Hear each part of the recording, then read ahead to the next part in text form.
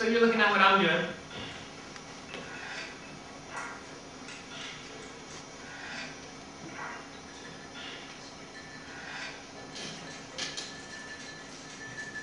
Got these two nodes running around. They can run between all these points. Each point based on how big it is, or where it is, will make the sound go up. I can isolate these guys.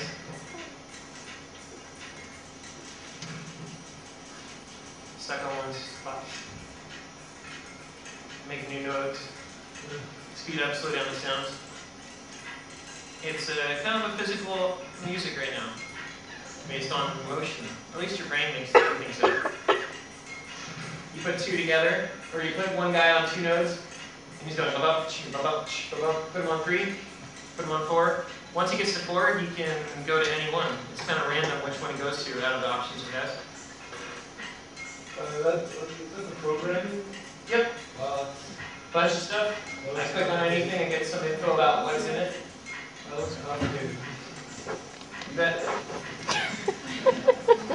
But I tell you, it's all spatial. It's all on the screen. If you do this in like coding, it's just this nonsensical linear like dot matrix thing. I've seen that. Yeah. Everything here, double click on it, find out what's inside of it, and everything.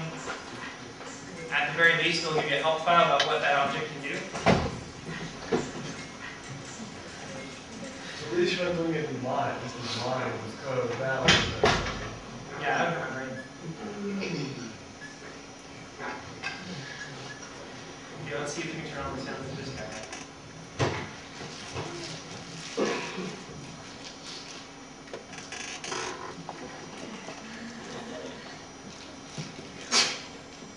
This is a bunch of lines, and it's got this thing called, I guess it's FM synthesis.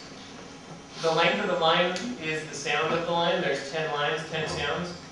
Whenever lines cross, they cross that sound. So if you have a line that's frequency 50 crossing over a line that's frequency 170, then those two lines are going to affect each other.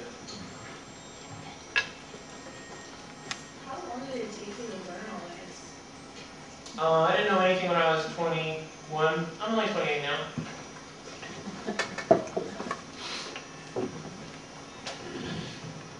Not to say anything about any 21-year-old, but the hardest part of this thing, first thing is it's based on collisions. So I got this kind of Pythagorean theorem thing going where wherever something crosses, I acknowledge it. And the hardest thing else was just aesthetic. I wanted these leaf curls so that from node to node, it would kind of make it feel like those lengths were understood.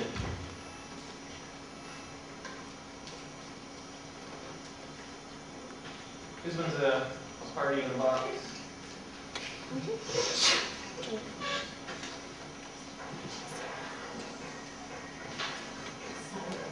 Don't you feel like you just turn head over heels? You can the one that's flashing in the middle is kind of like the world, and then there's two guys rotating around.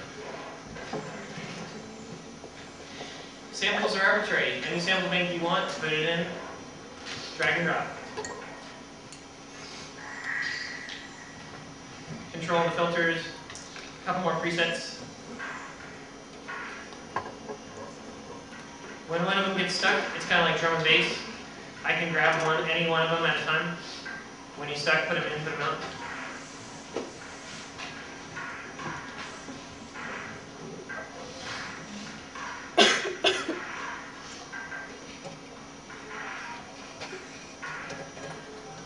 Ambient chaos music, which is what I do. This guy's got no music, but he's just got a really cool principle.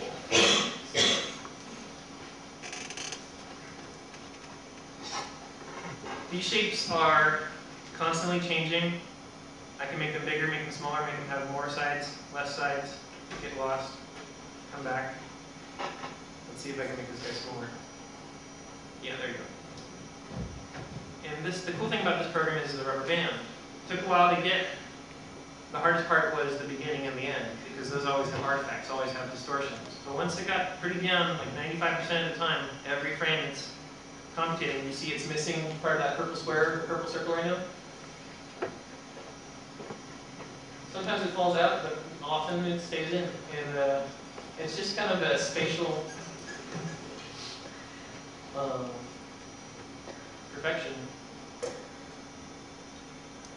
That thing in the middle is kind of like magnification of the original outside. So all you do is you find the center and you kind of divide everything down into the center in steps. It's called recursion when you take something and kind of like cycle it through, like get smaller. Take what you got, get smaller. Take what you got, get smaller.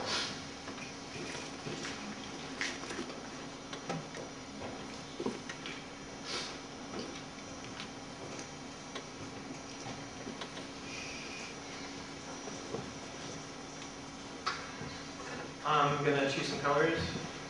Got some dark evil colors.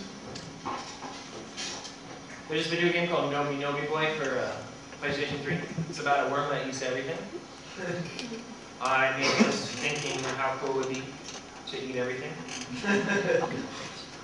So this guy rolls around. He's based on where my finger goes. The hardest part of this program was, what if you're making little minute changes? Well, I figured it out so that you have to make a decent change before Nobi Nobi would follow you. Where this was going was like, right now this little bar graph controls his fatness. Skinny in the beginning, gets a little fatter. But if this was turned into a little game, you just put little dots on the screen. Whenever he rolls over a dot, he digests it, and then all of a sudden his front gets big and his back gets small. And then slowly the wave just kind of rolls through. 3D stuff takes up the whole screen pretty fast.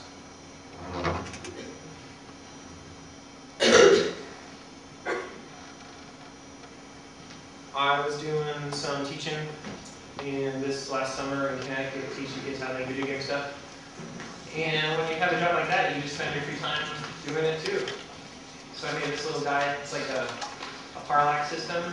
The lighter the dots, the closer they are, which means the bigger and the faster they move past you, like you're walking.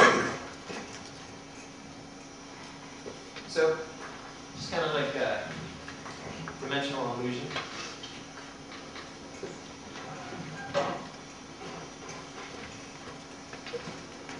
Here's a popular weird thing. So I've got just kind of like a fractal thing growing. It's got tendrils. Every tendril's got a sound, as usual.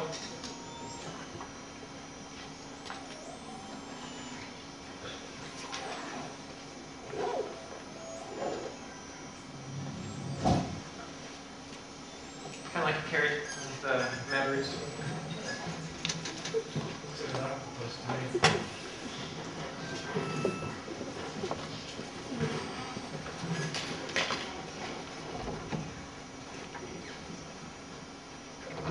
Okay, so those are our programs of the now.